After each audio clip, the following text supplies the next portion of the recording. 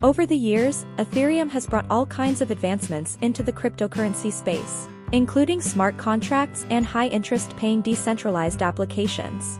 However, it faces three big challenges. The first is the low throughput issue, which is a fancy way of saying Ethereum can only handle 30 transactions per second. For the amount of people that are actually using Ethereum, this processing speed is considerably low, since many alternatives can process many more transactions in the same time frame. For example, the Cardano blockchain does around 257 transactions per second, while Polkadot can do up to 1,000 and Solana all the way up to 65,000. The second big problem is that the Ethereum network isn't really user-friendly, since you are effectively bidding in an auction against everyone else who wants to be one of those 30 transactions. In short, this means it is expensive, and I mean like $20 just to send your friend $1 expensive. Lastly, the Ethereum blockchain presents developers with limited options. All Ethereum projects run on the same network and have a similar throughput. This implies that they all share in Ethereum's problems, with no exceptions. But what if there was another blockchain that leveraged Ethereum's technology while also offering higher throughput, extremely low transaction fees, and better options? In this video, we are going to explain what Polygon is, how it works, as well as the specific tokenomics of the MATIC coin. So in 2017, 3 Indian developers sought to find a solution to Ethereum's problems, which resulted in the creation of MATIC, which is now rebranded to the Polygon network. Now, one thing to note here is that even though they rebranded to the Polygon network, the coin is still called the MATIC coin. Polygon is a Layer 2 scaling platform that allows Ethereum-based applications to tackle the problems that I mentioned earlier, while also leveraging Ethereum's security. Its primary focus is to increase the usage of DeFi tools and applications by basically connecting blockchains together. The network currently hosts over 3,000 decentralized applications, of which over 80 big names migrated from the Ethereum main chain. Since Polygon is so similar to Ethereum, many developers that create useful tools will actually move them from Ethereum to other EVM blockchains like Polygon.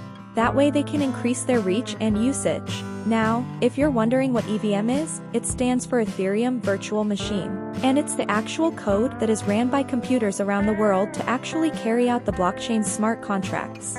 Now, I must say, at this point in the video, if you have no idea what hardly any of these words I've mentioned are, you can watch some of our other dedicated videos that explain some of these terms.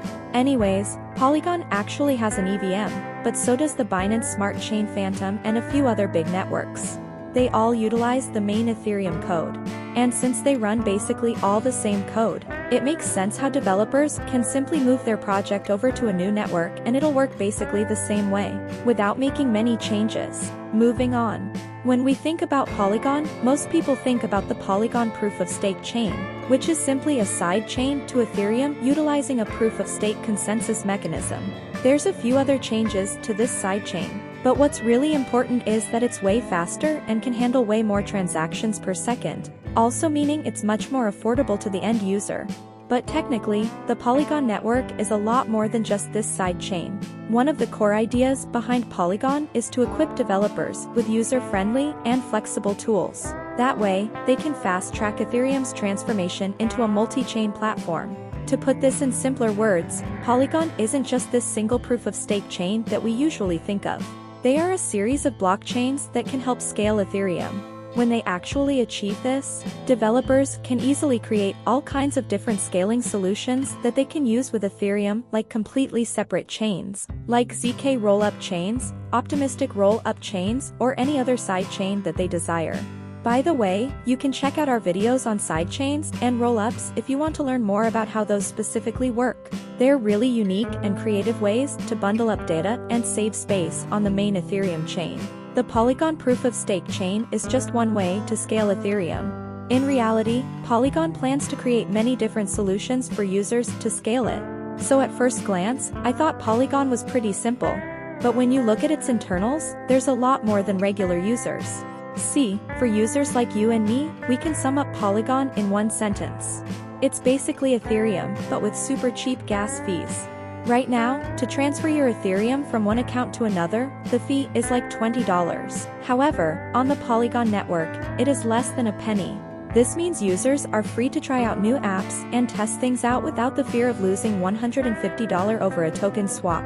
Personally, the Polygon and Finance Smart Chain are the blockchains that I recommend to new users. So take that for what it's worth. Moving on, let's get into a little bit more about how Polygon actually works. So Polygon is driven by the Layer 2 scaling solution and the Proof of Stake protocol, serving as what is called a commit chain to the main Ethereum chain. Now, if you don't know what a commit chain is, it functions as a transaction network that operates close to the real chain. Therefore, in Polygon's case, it actually works alongside Ethereum.